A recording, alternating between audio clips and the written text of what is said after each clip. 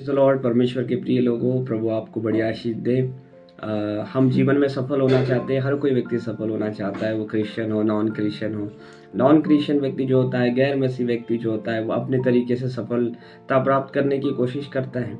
लेकिन मसीहों के लिए परमेश्वर ने उसका वचन दिया है। ये वचन हमें गाइड करता है कि हम सफलता कैसे प्राप्त करें, हम कैसे जीवन में प्रॉस्पर हो, कैसे जो भी जीवन के जितने भी विषय है उस विषय के बारे में बाइबल हमें बताती है।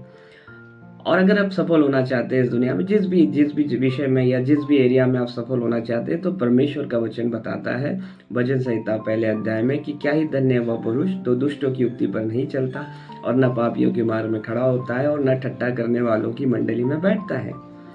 ऐसा पुरुष, परंतु वह तो यहोवा की व्यवस्था से प्रसन्न रहता है। तो अगर आपका मन जो है परमेश्वर की व्यवस्था में प्रसन्न है, प्रभु के वचनों में आपका मन लगता है, प्रार्थना में आपका मन लगता है, बाइबल स्टडी में आपका मन लगता है, संगति में आपका मन लगता है, चर्च में आपका मन लगता है, तो वचन कहता है यहोवा की व्यवस्था से प्रसन्न रहता है और उसकी व्यवस्था पर रात दिन ध्यान करता रहता है।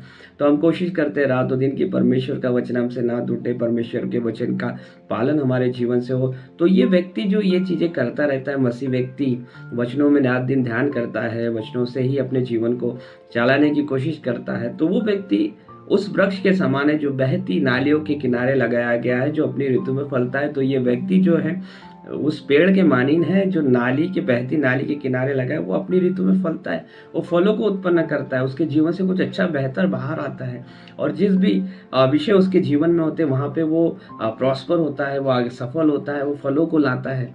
और जिसके पत्ते कभी मुरझाते नहीं, वो हमेशा उस पेड़ पर हरियाली रहती है, वो पेड़ हरा भरा रहता है। इसीलिए आगे कहता है जो कुछ वह पुरुष करे वह सफल होता है।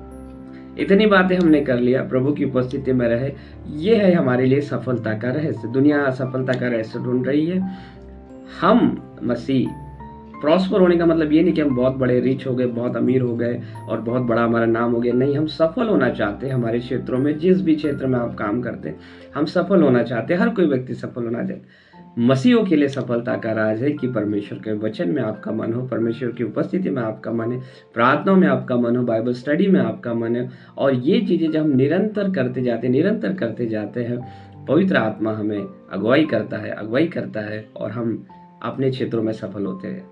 तो हम ये चीज़ों को करें ताकि प्रभु हमें आशीषित करे अपने क्षेत्रों में और हम परमेश्वर के नाम की महिमा हर जगह हर समय करते रहे। God bless you.